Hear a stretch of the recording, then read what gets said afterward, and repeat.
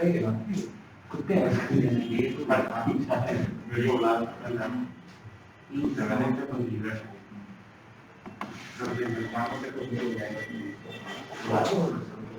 जी बच्चे देखिए, तो लास्ट क्लास में पी ब्लॉक मैंने स्टार्ट किया था और उसमें मैंने अभी तक तुम्हें ग्रुप नंबर 13 जो है उसके बारे में बता दिया था। देखो, तो ग्रुप नंबर 13 की जो सबसे इंपॉर्टेंट चीजें थी, प्रॉपर्टीज वगैरह कवर कर दी थी मैंने, और इसके साथ साथ मैंने आपको कुछ उसकी केमिकल प्रॉपर्टी बताई थी, जिसमें हैलाइड्स वाली कहानी सुनाई थी, जिसमें पी पाई बैक बॉन्डिंग आया था, तो वो आपके लिए ज्यादा इंपॉर्टेंट था। ठीक है, जिसमें एसिडिक नेचर्स की भी बात करी थी हमने। अब कुछ चीजें बस रह गई, थोड़ा बहुत 14 से पढ़ना है और चैप्टर आपका खत्म हो जाएगा ये। हाँ, बाकी ग्रुप देखो, आपको लास्ट क्लास में एक टॉपिक मैंने स्टार्ट किया था, उससे जुड़ा हुआ एक और दो क्वेश्चन और बाकी हैं बस, कि हैलाइड्स ऑफ जो मैंने स्टार्ट किया था बोरोन और एल्यूमिनियम, इनसे जुड़ा हुआ एक तो आपने देखा जैसे एसिडिक नेचर का कहानी आती है, और एक तो शायद मैंने बता दिया तुम्हें कि दोनों लुईस एसिड्स होते हैं, BCl3 या फिर हम लेने चाहे AlCl3, बताया होगा कि ये दोनों के दोनों जो हैलाइड्स हैं हमारी, these all behave as a Lewis acids. तो ये क्वेश्चन पेपर में आ सकता है कि why BCl3 and AlCl3 are behave as a Lewis acid. तो उसका रीजन सिंपल सा है, बिकॉज इन दोनों का जो ऑक्टेट है वो कंप्लीट नहीं है, तो इसका भी इनकम्प्लीट ऑक्टेट होता है यहाँ पर बोरोन का, क्योंकि आप इसके पास 6 इलेक्ट्रॉन्स होते हैं, और इसका भी यहाँ पर इनकम्प्लीट ऑक्टेट होता है, इसके पास भी 6 इलेक्ट्रॉन्स। तो इनकम्प्लीट ऑक्टेट होने की वजह से ये बाहर से इलेक्ट्रॉन को एक्सेप्ट कर सकते हैं, इसी वजह से they are very good Lewis acids. तो ये क्वेश्चन अगर पेपर में आता है तो आपको सिर्फ यही बताना है कि दे हैव इनकम्प्लीट ऑक्टेट्स, और उसी इनकम्प्लीट ऑक्टेट की वजह से they can accept the lone pair electron from the any species and behave as a Lewis acids. और इसी वजह से जो एल्यूमिनियम क्लोराइड का अगर आप स्ट्रक्चर देखेंगे, एनसीईआरटी में भी बना होगा ये स्ट्रक्चर, तो उस स्ट्रक्चर में आप देखेंगे कि वो आपस में एल्यूमिनियम क्लोराइड आपस में ही बॉन्ड बना के वो एक पॉलीमराइज स्ट्रक्चर में कन्वर्ट हो रहा है। क्योंकि जैसे आपने उसके साथ भी देखा था जब हमने एस ब्लॉक पढ़ा था, तो बेरिलियम क्लोराइड के साथ भी ऐसा ही हो रहा था, तो वैसे ही एल्यूमिनियम क्लोराइड के साथ भी होता है। तो एल्यूमिनियम क्लोराइड का अगर आप स्ट्रक्चर देखें वहां पर, तो वो भी एक इस तरह का स्ट्रक्चर फॉर्म करता है। देखिए,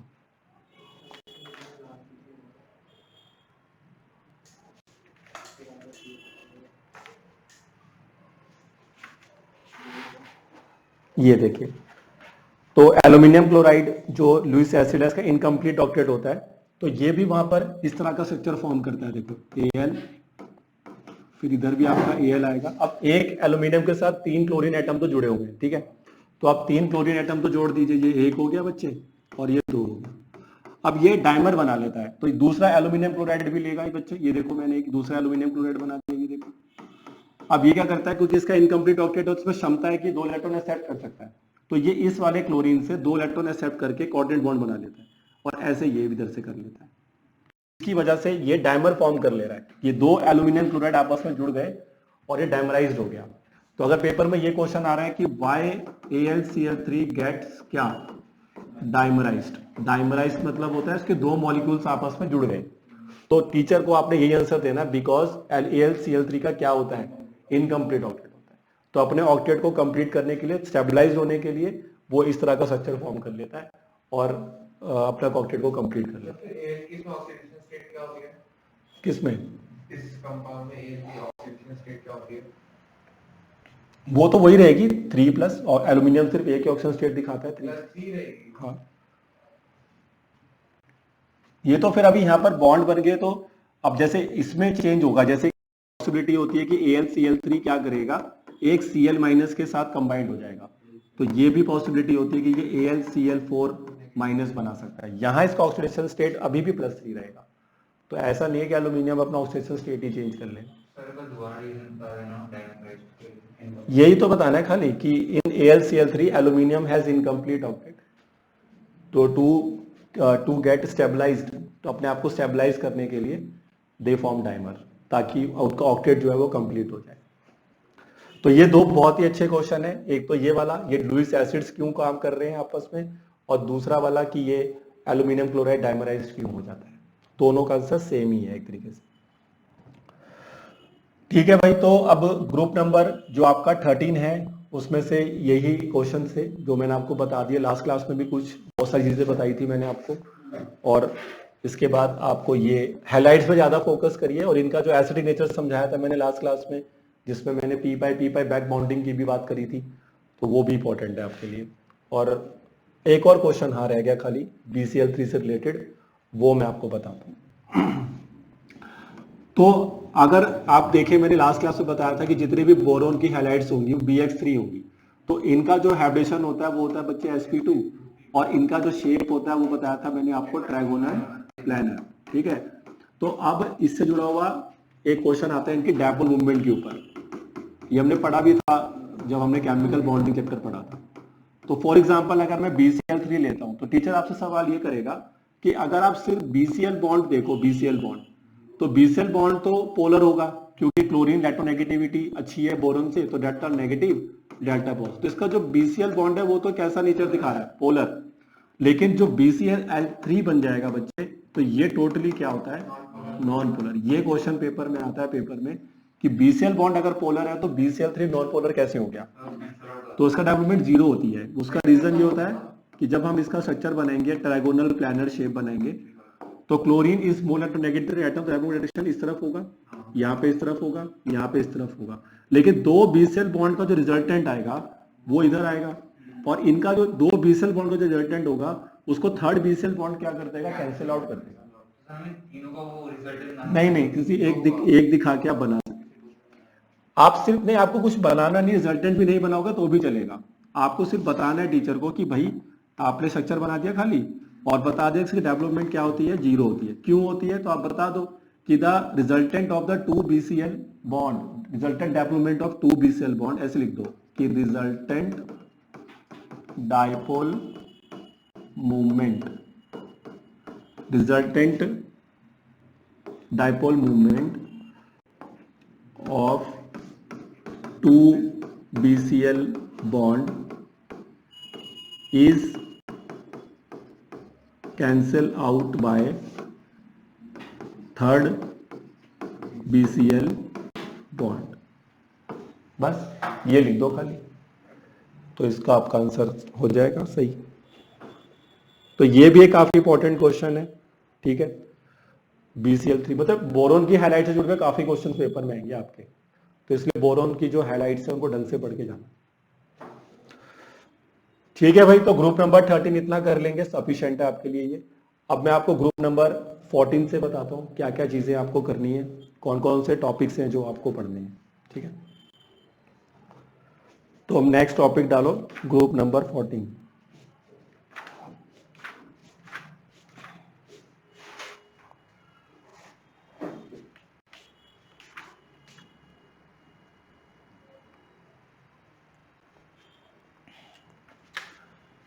लिख लिया ये सबने?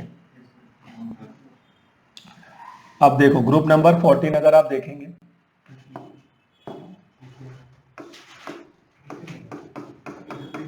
तो ग्रुप नंबर 14 को हम कहते हैं कार्बन फैमिली, क्योंकि इसका पहला एलिमेंट कार्बन होता है, और उसके साथ साथ इसकी जनरल कॉन्फ़िगरेशन होगी NH2 NP2, तो इसका आउटर मोस्ट शेल में 4 इलेक्ट्रॉन। अब इसके अंदर कौन कौन से एलिमेंट्स आएंगे,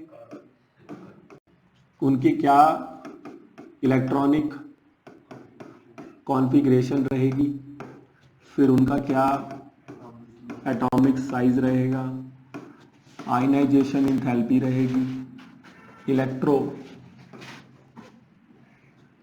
इलेक्ट्रो नेगेटिविटी रहेगी। ठीक है, ये कुछ प्रॉपर्टीज हैं, इलेक्ट्रोनेगेटिविटी,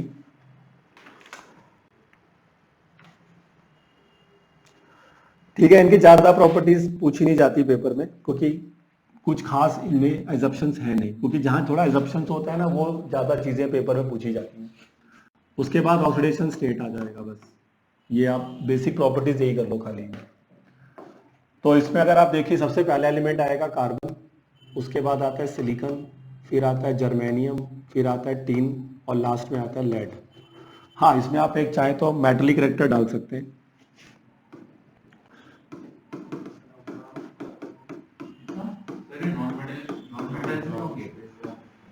इसमें सभी कुछ है, इसमें कुछ नॉन मेटल भी है, इसमें कुछ मेटल वाइज और इसमें कुछ मेटल भी है, तीन। हाँ, तो इसमें भी वह मतलब ग्रुप नंबर जो 14 है इसमें हर तरह का एलिमेंट मिलेगा आपको।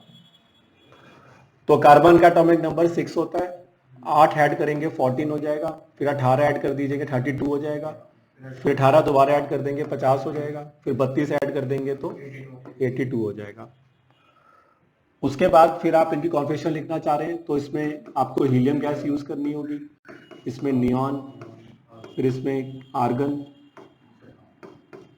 और उसके बाद क्रिप्टन और लास्ट वाले में ज़ेनॉन। अब देखो जो जैसा मैंने ग्रुप नंबर 13 में लिखा था वैसे ही लिखना है।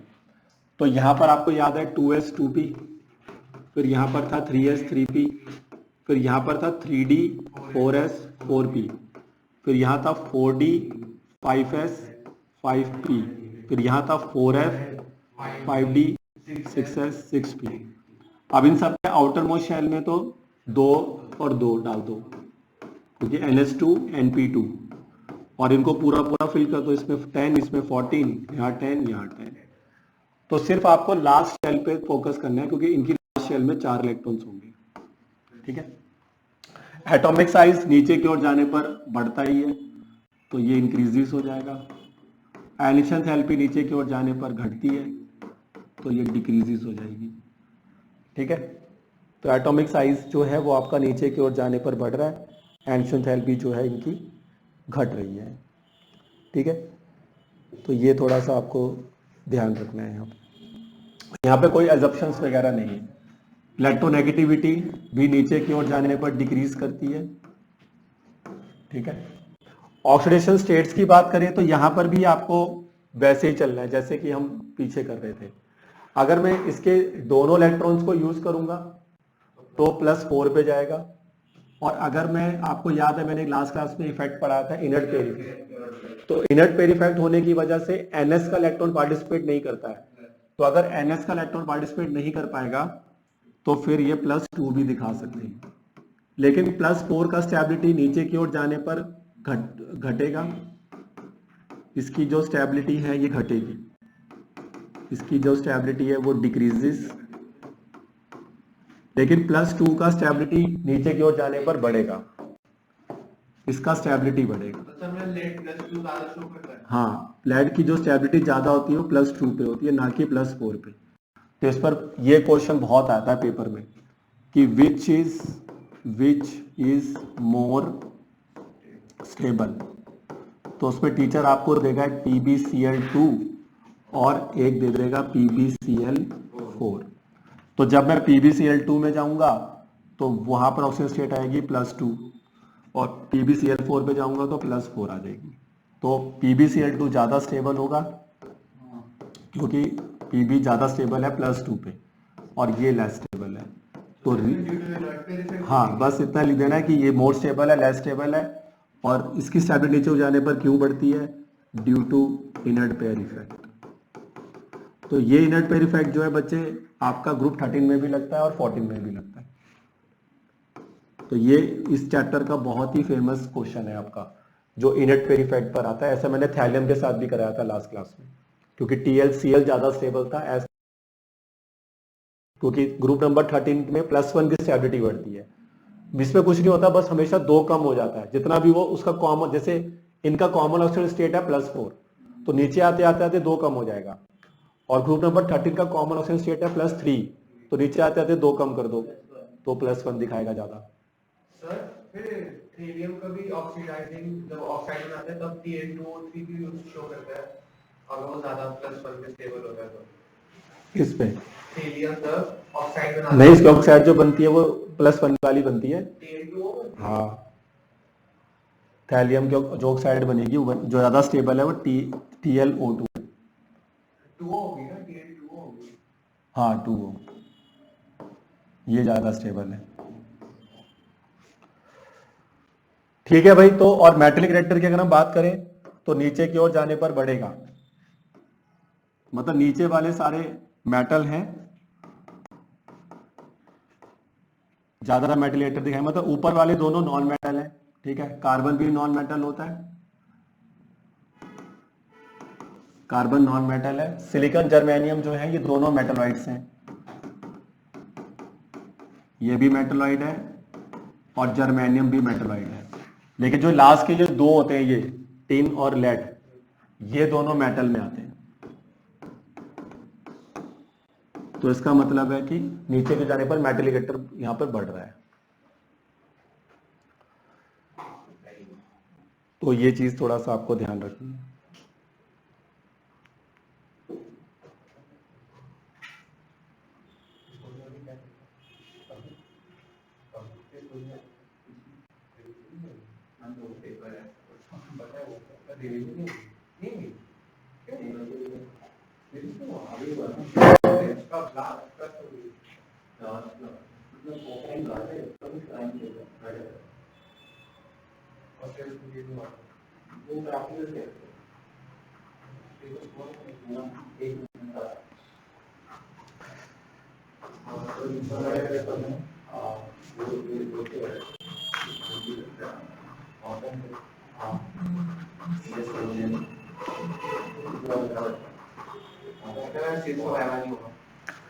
ठीक है भाई।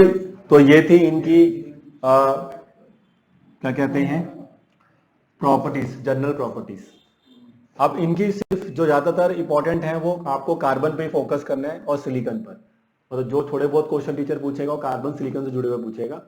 और कार्बन से ज्यादा इंपॉर्टेंट है इसके एलोट्रॉप्स।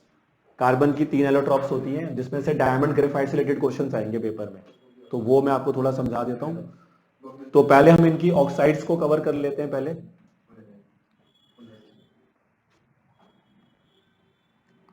+2 में, हाँ +2 में बढ़ेगा, +4 में घटेगा। तभी तो फिर PbCl2 ज्यादा स्टेबल है ना, क्योंकि PbCl2 में +2 आ रहा है। चलिए तो आगे बढ़ते हैं हम। अब हम बात करने जा रहे हैं ऑक्साइड्स की। अरे बातें मत करो, बस थोड़ा सा रह गया। अब ये जो ऑक्साइड्स फॉर्म करते हैं, जैसे आपने देखा कार्बन 2 तरह के ऑक्साइड्स फॉर्म कर लेता है। अगर हम कार्बन की ऑक्साइड्स की बात करेंगे तो CO2 और CO, ये 2 ऑक्साइड्स होती है जो ये फॉर्म करता है। इसके अलावा अगर हम बात करते हैं सिलिकॉन की, तो सिलिकॉन की जो ऑक्साइड होती है वो SiO2। अगर हम बात करते हैं आगे कौन है, जर्मेनियम, टिन और लेड।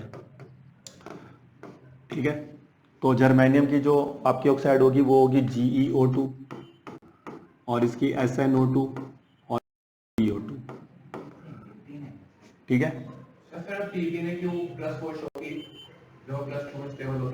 हाँ तो इसकी एक और ऑक्साइड भी बनती है, PbO भी बनती है, PbO भी बनाता है ये।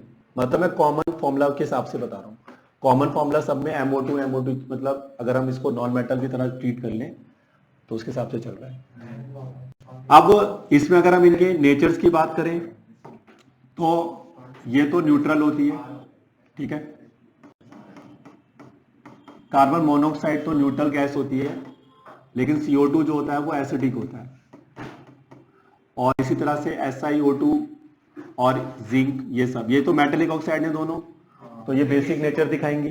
ठीक है, लेकिन इनका जो नेचर थोड़ा देखा गया है ये एम्फोटेरिक नेचर की है। ठीक है, ऊपर वाली थोड़ा लेस एसिडिक दिखा रही है, लेकिन नीचे वाली जो ऑक्साइड है SnO2 हो गया या Pb2O2 हो गया, इनका जो नेचर है थोड़ा एम्फोटेरिक है। मतलब आप एक तरीके से ये कह सकते हैं कि इनका जो एसिडिक नेचर है, इनका जो एसिडिक नेचर है वो नीचे की ओर जाने पर डिक्रीज हो रहा है। ये आप कह सकते हैं कि इनका जो एसिडिक नेचर है नीचे की ओर जाने पर घट रहा है। सब CO2 सबसे ज्यादा एसिडिक होता है, ये थोड़ा लेस एसिडिक, उससे लेस एसिडिक GO2, नीचे थोड़ा एम्फोटेरिक है, मतलब एसिडिक और बेसिक दोनों दिखा रही है, बट बेसिक कैरेक्टर इनका ज्यादा अच्छा है क्योंकि मेटेलिक। ठीक है भाई, तो ये चीज है। अब यहां पर एक बहुत इंपॉर्टेंट क्वेश्चन आता है, वो देखिए आप, ये क्वेश्चन काफी इंपॉर्टेंट है। Why CO2 gas but SiO2 is solid. ये इस चैप्टर का एक और बहुत इंपॉर्टेंट क्वेश्चन, कि कार्बन डाइऑक्साइड का जो फिजिकल स्टेट है वो गैस होता है रूम टेम्परेचर पर, और SiO2। तो इसका छोटा सा रीजन आपको पेपर में समझाना है। वो रीजन आता है इनके साइज का, क्योंकि कार्बन का एक तो साइज छोटा है और सिलिकॉन से साइज भी छोटा है सिलिकॉन से, और इलेक्ट्रोनेगेटिविटी भी ज्यादा है। तो उसकी वजह से कार्बन के पास टेंडेंसी होती है कि ये मल्टीपल बॉन्ड्स बना सकता है। तो अगर आप इनके स्ट्रक्चर्स को देखेंगे, है ना, तो कार्बन डाइऑक्साइड का स्ट्रक्चर बच्चे ये बनता था, और अगर आप इसका स्ट्रक्चर देखोगे ना, तो इसका स्ट्रक्चर तो काफी बड़ा स्ट्रक्चर होता है, जाइंट स्ट्रक्चर होता है, नेटवर्क स्ट्रक्चर होता है इसका। तो उसमें काफी सारे SiO2 के मॉलिक्यूल्स आपस में कनेक्ट होते हैं। तो आप NCERT में जाओगे तो वहां पर आपको कुछ इस प्रकार का स्ट्रक्चर इसका मिलेगा, कुछ इस तरह से। तो वो आपको NCERT में जाना पड़ेगा उसके लिए। दो ऐसे लगातार होते हैं। हाँ, इसमें काफी सारा ये जाइंट मॉलिक्यूल बनता है इस तरह से, और ये बीच में ऑक्सीजन आएगी यहाँ पे।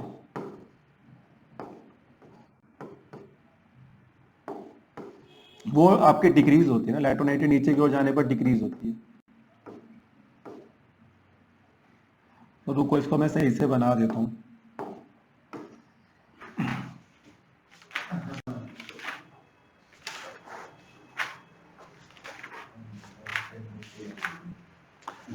इसका स्ट्रक्चर कुछ इस प्रकार से होता है, देखिए, इसमें सिलिकॉन आएगा, फिर उसके बाद ऑक्सीजन, फिर silicon.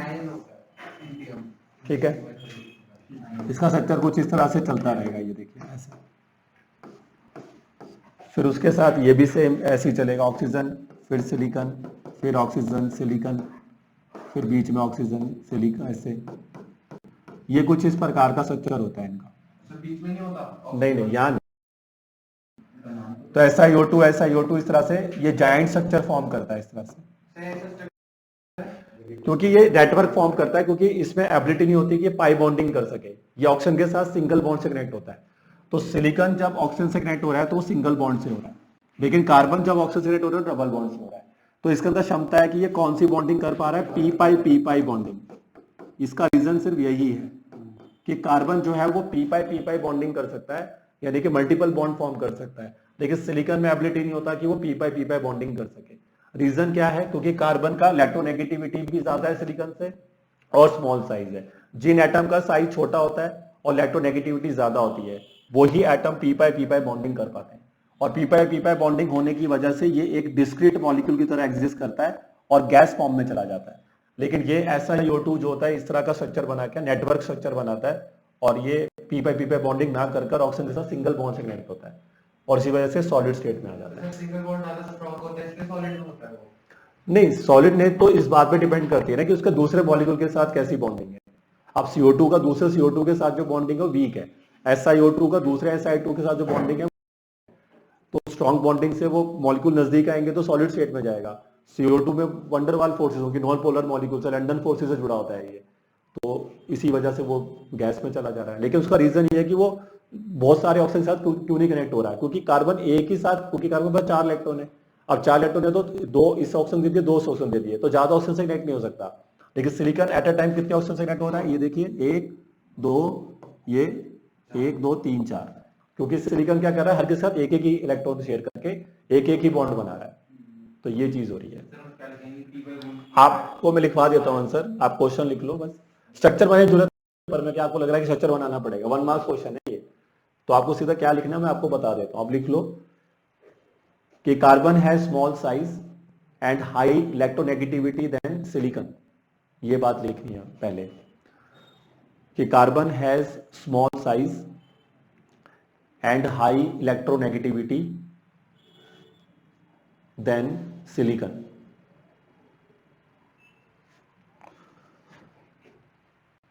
So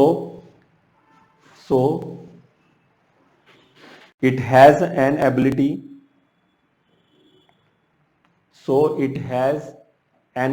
to form p pi bonding. So it has to form p pi bonding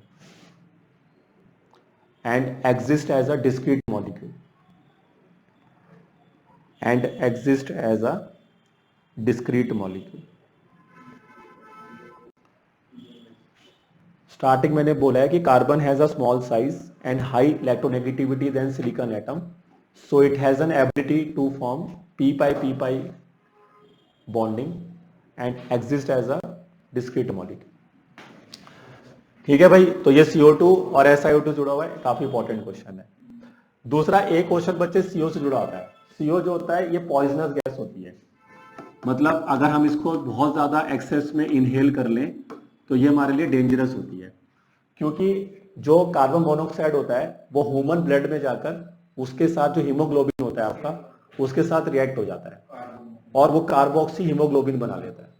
ये ध्यान रखिए कि कार्बन मोनोऑक्साइड ब्लड के साथ कनेक्ट होकर हीमोग्लोबिन जुड़ता है और क्या बनाता है, कार्बोक्सी हीमोग्लोबिन. और इसकी जो क्षमता है ये चीज बनाने की वो बहुत ज्यादा है एज कंपेयर टू जितना ज्यादा CO2 हमारे हीमोग्लोबिन में नहीं डिजोल्व होता, जितना ज्यादा कौन हो सकता है, CO हो सकता है.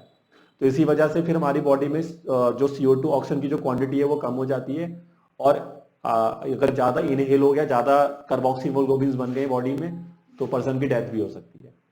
तो यही रीजन है कि CO gas is poisonous in nature because it form complex, this is called carboxy haemoglobin.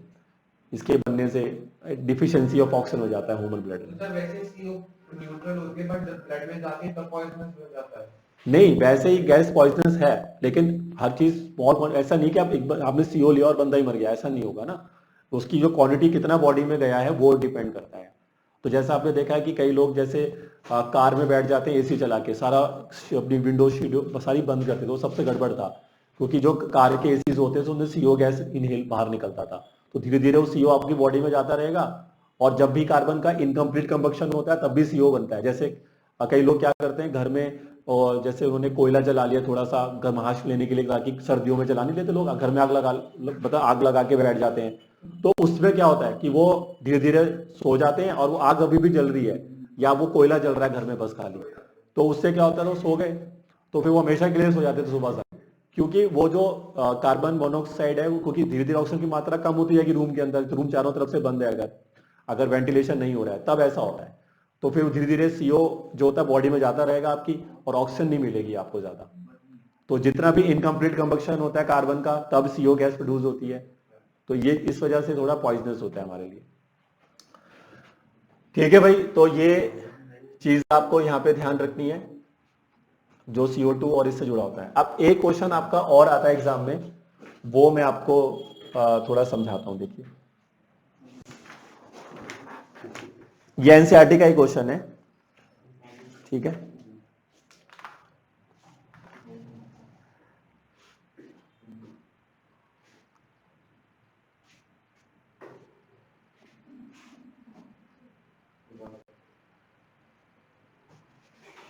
देखिए इनका जो हैलाइड्स होता है उससे जुड़ा हुआ ये क्वेश्चन है.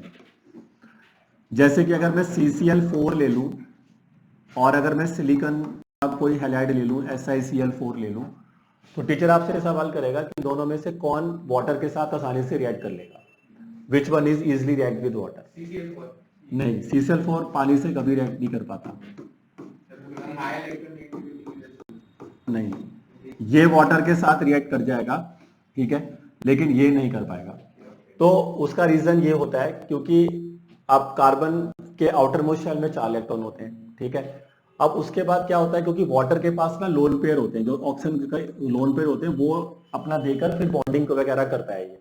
तो अब क्या है कि कार्बन तो 4 से ज्यादा बॉन्ड बनाएगा भी नहीं, क्योंकि कार्बन मैक्सिमम उसकी वैलेंसी कितनी शो करता है, 4 ही शो करता है.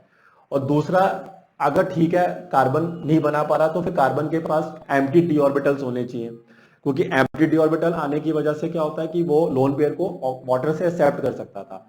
तो due to the absence of empty d orbitals, तो जो कार्बन है उसके पास एम्प्टी डी ऑर्बिटल्स नहीं है, तो जिसकी वजह से वो आपका पानी के साथ रिएक्ट नहीं कर पा रहा. लेकिन सिलिकॉन के इलेक्ट्रॉनिक कॉन्फिगरेशन जब आप लिखते हैं तो उसमें 3D जो होता है एम्प्टी होता है, तो उसकी वजह से वो वाटर से दिए हुए लोन पेयर को आसानी से एक्सेप्ट कर लेता है और रिएक्शन हो जाती है. मैं ये नहीं कह रहा कि बहुत ही ज्यादा भाई बहुत ही इंपॉर्टेंट क्वेश्चन 100% आ जाएगा पेपर में, ऐसा नहीं है। लेकिन पता होना चाहिए कि भाई, अगर सीधा सिंपल क्वेश्चन भी आ सकता है कि भाई CCl4 do not react with water, तो CCl4 पानी से रिएक्ट क्यों नहीं कर रहा, उसका रीजन यही है, हाँ, डी ऑर्बिटल नहीं है उसके पास, it can not accept the lone pair from the water. ये तो अपना हाइड्रोक्साइड बना लेगा खाली और HCl बाहर, ठीक है। तो ये चीज आप ध्यान से कर लेना, ठीक है। तो अब हम आ जाते हैं सीधा जो इसके बाद जो क्वेश्चन आता है। आप देखो, वैसे तो ये बहुत बड़ा चैप्टर था, मैंने आपको पहले ही बताया। अभी इसमें बोरोन के भी कंपाउंड्स हैं बहुत सारे जो कोर्स में नहीं है इस साल, जैसे डाइबोरेन, बोरिक एसिड, बहुत सारी चीजें थी। सिलिकॉन का बहुत इंपॉर्टेंट सिलिकॉन्स, तो वो सब नहीं है। जियोनेक्स, ये सब आपके कोर्स में नहीं है इस साल। कंपाउंड कोई भी नहीं है इस साल, सिर्फ आपको जनरल प्रॉपर्टीज पढ़ के चले जाना है खाली। लेकिन एक टॉपिक हमारे कोर्स में है, वो मैं आपको बता रहा हूं फटाफट, और वो है कार्बन की एलोट्रॉप्स। अब एलोट्रॉप्स ऑफ कार्बन की अगर हम बात करें तो इसमें वैसे 3 मेन एलोट्रॉप्स होती हैं, बट मैं 2 पे फोकस करूंगा, ठीक है। 3 मेन जो होती हैं वो उसमें आता है diamond, graphite and Buckminster fluorine, लेकिन हम बात करेंगे सिर्फ डायमंड और ग्रेफाइट। तो आपको टीचर सीधा क्वेश्चन पूछेगा बच्चे कि डायमंड और ग्रेफाइट में बेसिक डिफरेंस क्या क्या है, स्ट्रक्चर वाइज भी बता दो और फिजिकल प्रॉपर्टी वाइज भी बताओ। स्ट्रक्चर वाइज भी बताना है, फिजिकल प्रॉपर्टी वाइज भी बताना है। तो पहले मैं आपको स्ट्रक्चर वाइज समझा रहा हूं, ठीक है। डायमंड का स्ट्रक्चर जब आप देखोगे, तो वहां पर each carbon atom is bonded with 4 carbon atom tetrahedrally. Structure में भी आपको दिखा भी दूंगा, ठीक है, टेट्राहेड्रली। तो आपको ध्यान रखना है कि जब डायमंड स्ट्रक्चर को अंदर से देखा गया तो वहां पर हर कार्बन 4 कार्बन से जुड़ा होता है, ठीक है। कुछ इस तरह से आप देख सकते हैं, जैसे ये कार्बन है तो ये 4 कार्बन से ऐसे टेट्राहेड्रल की फॉर्म में जुड़ा होगा। लेकिन यहां पर ऐसा नहीं होता, यहाँ पे एक 3 से जुड़ा होता है, ठीक है। तो यहां पे आपको लिखना है ईच कार्बन एटम, और ये कौन सा बॉन्ड बनाएंगे, कोवलेंट बॉन्ड, ऐसे लिख सकते हैं each carbon atom covalent bonded, क्योंकि कार्बन के सबसे बेस्ट कोवलेंट कंपाउंड ही बनते हैं। तो ईच कार्बन एटम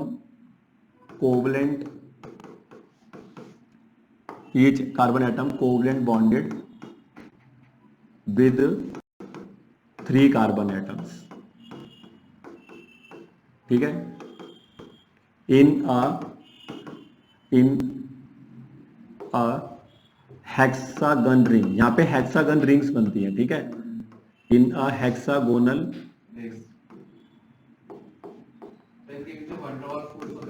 हाँ वो बताएं, in a hexagonal ring forming layered structure.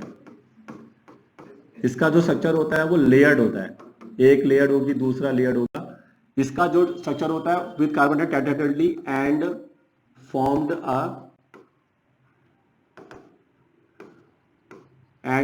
A three dimensional network. इसका एक पूरा 3D नेटवर्क बनता है, और इसका जो स्ट्रक्चर होता है बच्चे लेयर्ड स्ट्रक्चर होता है। जैसे एक लेयर होगी हेक्सागोनल रिंग की, फिर उसके नीचे एक और हेक्सागोनल रिंग की लेयर होगी, तो ऐसे लेयर्ड स्ट्रक्चर होता है। और जो इसकी लेयर्ड होती हैं ये आपस में वंडरवाल फोर्सेस से जुड़ी होती हैं। एक लेयर, टीचर पूछ सकता है कि ग्रेफाइट में एक लेयर दूसरी लेयर के बीच में कौन सा फोर्स होता है, तो दोनों लेयर के बीच में होते हैं वंडरवाल फोर्सेस। तो आप आगे ज्वाइन कर सकते हैं कि लेयर्स हैज वंडरवाल फोर्सेस।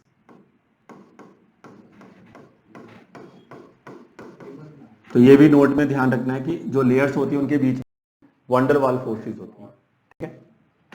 तो स्ट्रक्चर वाइज ये ऐसे दिखाई देते हैं। अब यहाँ पे क्योंकि एक कार्बन कितने का जुड़ा हुआ है, 4 से। डायमंड में कार्बन की हाइब्रिडेशन क्या होती है, तो sp3, ठीक है। यहां पर आपके पास होंगे sp3 हाइब्रिडाइज्ड कार्बन एटम्स, लेकिन क्योंकि यहां पर एक कार्बन 3 से जुड़ा हुआ है तो ये होगा sp2, तो यहां पर होते हैं sp2। ये 1 मार्क्स क्वेश्चन बहुत आता है पेपर में कि डायमंड में कार्बन की हाइब्रिडेशन क्या है और ग्रेफाइट में क्या है। तो डायमंड में sp3 और ग्रेफाइट में sp2 हाइब्रिडाइज्ड कार्बन एटम्स होते हैं, ठीक है। तो ये इनका बेसिक स्ट्रक्चर है, जो आपको देखना है। आप चाहो तो एनसीईआरटी में ओपन करके देख सकते हैं कि ये डायमंड कैसा दिखता है अंदर से और ये कैसा दिखता है।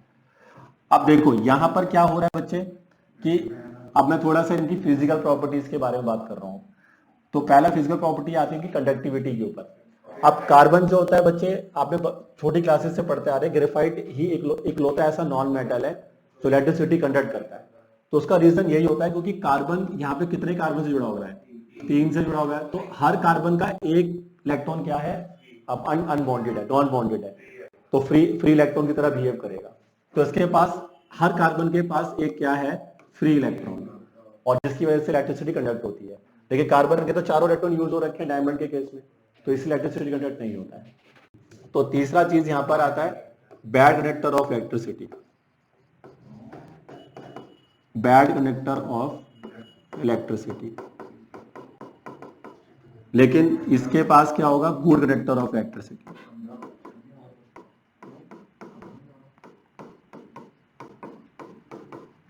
अब ये गुड कंडक्टर ऑफ इलेक्ट्रिसिटी क्यों है, because each carbon atom has one free electron. ठीक है। उसके बाद अगर हम इनके मेल्टिंग पॉइंट्स वगैरह को कंपेयर करें, क्योंकि यहाँ पे कार्बन 4 बॉन्ड से जुड़ा हुआ है, तो काफी स्ट्रॉन्ग बॉन्डिंग क्रिएट करता है।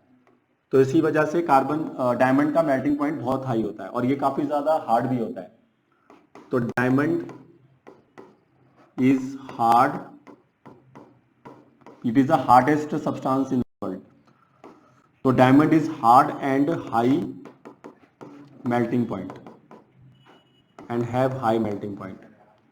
लेकिन यहां पे अगर आप आओगे तो ग्रेफाइट इसके मुकाबले में सॉफ्ट होता है। Graphite is soft and have या हैज लो मेल्टिंग पॉइंट। इसका मेल्टिंग पॉइंट डायमंड के मुकाबले में कम होता है। पांचवा जो चीज आपको ध्यान रखनी है यहां पर, अब डायमंड जो हार्ड नेचर होने की वजह से ये एब्रेसिव के रूप में यूज होता है।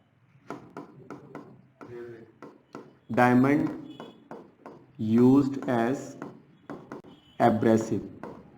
एब्रेसिव वो सब्सटेंस होते हैं जो किसी दूसरे सब्सटेंस को उसके ऊपर रब करते हैं अगर आप, तो उससे उसके सरफेस को स्मूथ कर सकते हैं। तो डायमंड काफी ज्यादा हार्ड होता है, तो किसी भी रफ सरफेस को क्या कर सकता है, स्मूथ कर सकता है। तो उसको हम एब्रेसिव वर्ड यूज करते हैं। और इसकी जगह पर अगर हम ग्रेफाइट लेते हैं तो ग्रेफाइट यूज्ड होता है एज अ लुब्रिकेंट। ये लुब्रिकेंट के रूप में यूज होता है। उसका रीजन ये है कि इसका जो सरफेस है स्लिपरी होता है। अब पेपर क्वेश्चन आ सकता है कि why graphite is slippery in touch. तो graphite is slippery in touch why, because मैंने बताया था कि इसका लेयर स्ट्रक्चर होता है। तो इसकी जो एक लेयर होती है वो दूसरे लेयर के ऊपर आसानी से स्लिप हो सकती है, because they are held by weak van der Waals forces. ये अभी जो वंडरवाल फोर्सेस होती है काफी ज्यादा क्या होती है, वीक होती है। तो अगर टीचर आपसे ये पूछता है कि why graphite is used as a lubricant, तो आप लिखिए ये बात कि graphite is used as lubricant because it has a slippery nature. Why it is a slippery nature? Because one layer can be slip over another layer because they are held by weak van der Waals forces. याद रहेगा आप लोगों को ये कि ये weak van der Waals forces से इसकी लेयर आपस में जुड़ी हुई है, जिसकी वजह से वो स्लिप होती है दूसरे के ऊपर और वो उसको स्लिपरी टच देता है। और स्लिपरी टच होने की वजह से उसको लुब्रिकेंट की तरह यूज कर सकते हैं। और डायमंड को हार्ड होने की वजह से ये एब्रेसिव की तरह यूज होता है। और ये चीज आपके लिए इंपॉर्टेंट है। तो ये कुछ बेसिक डिफरेंसेस हैं डायमंड और ग्रेफाइट्स के बीच में, जो आप सभी बच्चों को याद होने चाहिए। टीचर सीधा सीधा क्वेश्चन पूछेगा, why diamond use as abrasive, why graphite use as a lubricant, what is the addition of carbon in diamond, what is addition of carbon in graphite. ये सब बेसिक क्वेश्चन हैं यहाँ से जो आते हैं पेपर में। हाँ बोलिए। एब्रेसिव का मतलब मैंने बताया था भी, आप किसी भी दूसरे सरफेस के ऊपर जब उसको हम रब करते हैं तो वो उस सरफेस को आसानी से स्मूथ कर देता है। स्मूथनेस लाने के लिए किसी भी सरफेस पर, तो हम उसके लिए उसको वहां पर यूज करते हैं।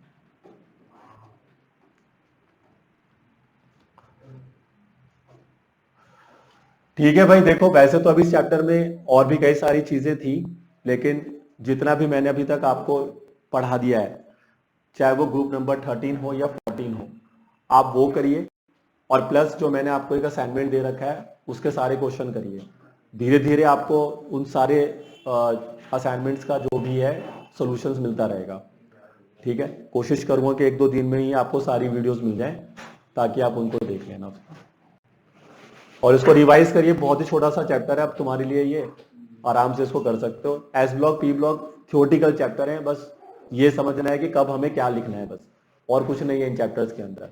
ये इतने हार्ड चैप्टर्स नहीं है कि आपको समझने में बहुत दिक्कत होगी इनको, तो इसलिए बाकी चैप्टर्स पे ज़्यादा फोकस करें, क्योंकि हो सकता है कि एस और पी ब्लॉक आपके पेपर में उतने ज़्यादा मार्क्स के ना आए।